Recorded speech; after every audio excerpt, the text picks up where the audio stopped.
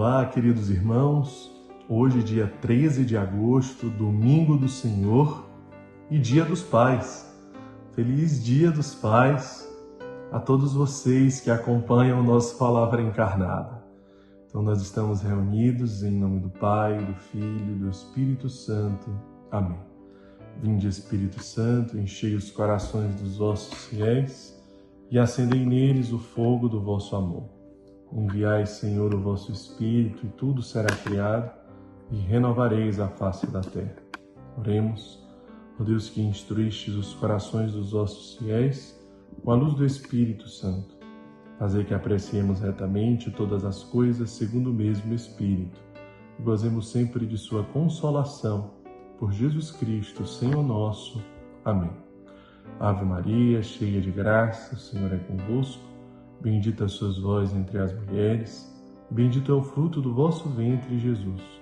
Santa Maria, Mãe de Deus, rogai por nós, pecadores, agora e na hora de nossa morte. Amém. O Senhor esteja conosco, Ele está no meio de nós. Proclamação do Evangelho de Jesus Cristo segundo São Mateus. Glória a vós, Senhor. Depois da multiplicação dos pães, Jesus mandou que os discípulos entrassem na barca e seguissem à sua frente para o outro lado do mar, enquanto ele despediria as multidões. Depois de despedi-las, Jesus subiu ao monte para orar a sós. A noite chegou e Jesus continuava ali sozinho. A barca, porém, já longe da terra, era agitada pelas ondas, pois o vento era contrário. Pelas 3 horas da manhã, Jesus veio até os discípulos andando sobre o mar. Quando os discípulos o avistaram andando sobre o mar, ficaram apavorados e disseram: "É um fantasma", e gritaram de medo. Jesus, porém, logo lhes disse: "Coragem, sou eu, não tenhais medo." Então Pedro lhe disse: "Senhor, se és tu, manda-me ir ao teu encontro caminhando sobre a água." E Jesus respondeu: "Vem." Pedro desceu da barca e começou a andar sobre a água em direção a Jesus. Mas quando sentiu o vento, ficou com medo e começou a afundar. Gritou: "Senhor, salva-me." Jesus logo estendeu a mão, segurou Pedro e lhe disse: "Homem fraco na fé, por que duvidaste?"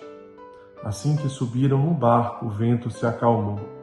Os que estavam no barco prostraram-se diante dele, dizendo: "Verdadeiramente, tu és o Filho de Deus." Palavra da salvação, glória a vós, Senhor. Então, meus irmãos, nós temos hoje 3 pontos principais no Evangelho deste domingo. O primeiro ponto é que Jesus quis dar uma lição aos seus discípulos. Então, e de fato o pai corrige o filho, né? Quantas vezes Jesus corrigiu São Pedro, não é verdade? E escolheu Pedro para ser o primeiro papa. Quando Jesus nos corrige, quando ele quer nos dar uma lição, significa exatamente que ele nos ama, que ele quer cuidar de nós, ele quer nos educar, ele quer nos formar, ele quer nos lapidar. Então o Evangelho ele começa exatamente a dizer que aquela narrativa ela se dá logo após a multiplicação dos pães. Jesus, naquele momento da multiplicação dos pães, logo antes do que o Evangelho acaba de nos narrar, ele percebe que os seus discípulos eles não entenderam ainda quem ele é, não entenderam ainda o que é o cristianismo, qual que é a mensagem, a profundidade da mensagem que Cristo vem trazer, a novidade que Cristo vem trazer, que é o amor. Tanto que eles desejam que aquela multidão vá embora, porque eles querem ficar a sós com Jesus, na comodidade, sem muitas preocupações. E quantas vezes nós ainda nos colocamos dessa forma? Por que mais uma casa? Por que mais um centro social? Por que mais responsabilidades? Por que mais o retiro? Por que mais aquilo? Não é verdade? quando nós queremos apenas a comodidade, ficar a sós com Jesus, com seus amigos. Como é bom a gente só se beneficiar do Evangelho, da obra de Deus, e não ter que gastar a nossa vida, consumir a nossa vida com o outro. Esses pensamentos é de quem ainda não entendeu o cristianismo, não entendeu o Evangelho. Jesus fica preocupado em perceber que os seus discípulos que estão convivendo com ele ainda não entenderam nada. Então ele já começa algumas lições quando ele diz: dai-lhes vós mesmos de comer. Mas os discípulos continuam sem entender. E ele dá mais uma lição quando ele diz: o que vós tendes? Vocês têm que partilhar o que vocês têm. É mais uma lição de Jesus. Precisa que eles partilhem o que eles têm para que a multiplicação aconteça. E depois, Jesus, ainda não satisfeito, ainda entendendo que os discípulos precisam abrir os olhos, precisam acordar, né? Então eles precisam ali de, como é que eu posso dizer? De um sacolejo, né? Então Jesus diz assim: olha, vão lá na frente, peguem a barca, né? Que eu ainda tenho que me despedir aqui da multidão. Então Jesus manda propositalmente os discípulos na frente. E ele fica lá para se despedir da multidão. Depois ele ainda sobe no monte para rezar, né? Ou seja, ele quer realmente, de fato, que os discípulos vão na frente. E o que acontece? Acontece que eles pegam uma grande tempestade, um vento muito forte, um mar muito agitado, aquele vento contrário, e ficam desesperados. Aí então é quando Jesus aparece. Então, eles não confiaram em Jesus, mais uma vez eles não estavam confiantes, né, que Deus cuida deles, cuida de suas vidas, que Deus está perto, né? Então eles não acreditam na providência, no cuidado de Deus. Então esse é o primeiro ponto. Jesus, ele quer nos ensinar, né? Ele quer nos lapidar, ele quer nos corrigir. O segundo ponto, Jesus nos diz: coragem, não tenham medo. O medo que nós temos do futuro, o medo que nós temos das adversidades, dos problemas, das dificuldades, das provações, que muitas vezes, como o Evangelho diz, os discípulos ficaram apavorados, né? O Evangelho usa essa palavra. Quantas vezes nós perdemos a serenidade, a tranquilidade, a certeza de que Deus está conduzindo as nossas vidas, né? E entramos então nesse desespero. Temos medo de tantas coisas, medo das doenças, medo das dificuldades, medo das responsabilidades, medo dos compromissos, não é verdade? E quantas vezes, por conta desse medo demasiado do futuro, nós não conseguimos viver o presente?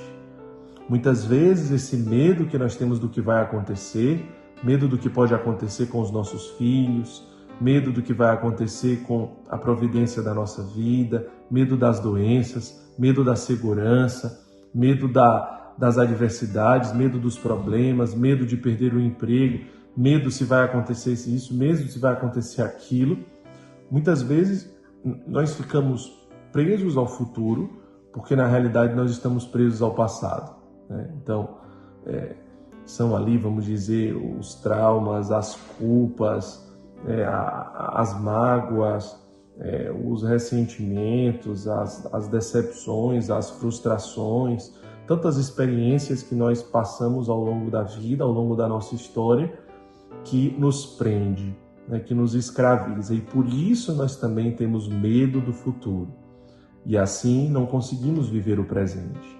Não conseguimos ser livres para viver o presente, acreditando, colocando a nossa vida nas mãos de Deus.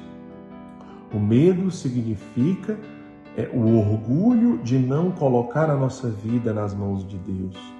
O medo significa o orgulho de não confiar em Deus, de não se lançar em Deus, de não se colocar nas mãos de Deus. E o terceiro ponto é que Pedro, ele afunda exatamente quando ele tira o olhar de Jesus. Quando um vento mais forte vem, ele está andando sobre as águas em direção a Jesus, mas um vento mais forte vem naquele caminho, Ou seja, Pedro tira o olhar fixo de Jesus, então ele afunda naquele momento. É exatamente quando nós tiramos o nosso olhar fixo do olhar de Jesus. A nossa visão, ela tira o foco. É quando nós olhamos para nós mesmos, para as nossas dificuldades, para os nossos limites, para os nossos medos. É quando nós olhamos para o vento forte que vem, o vento contrário que vem, as provações, as tentações, as perseguições, as adversidades. É quando nós olhamos para outras pessoas e queremos colocar em outras pessoas a nossa referência de vida. E aí vem as frustrações, vem as decepções, porque aquela pessoa talvez não era exatamente quem nós pensávamos que era. Porque nós colocamos o nosso foco nela, enquanto que nós deveríamos estar colocando em Cristo.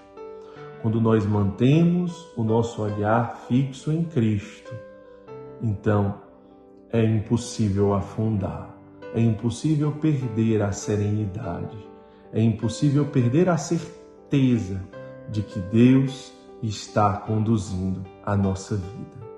Que Deus nos abençoe mais uma vez. Feliz Dia dos Pais para você que está acompanhando nas nossas casas de acolhimento, todos os membros da nossa comunidade e os seus familiares.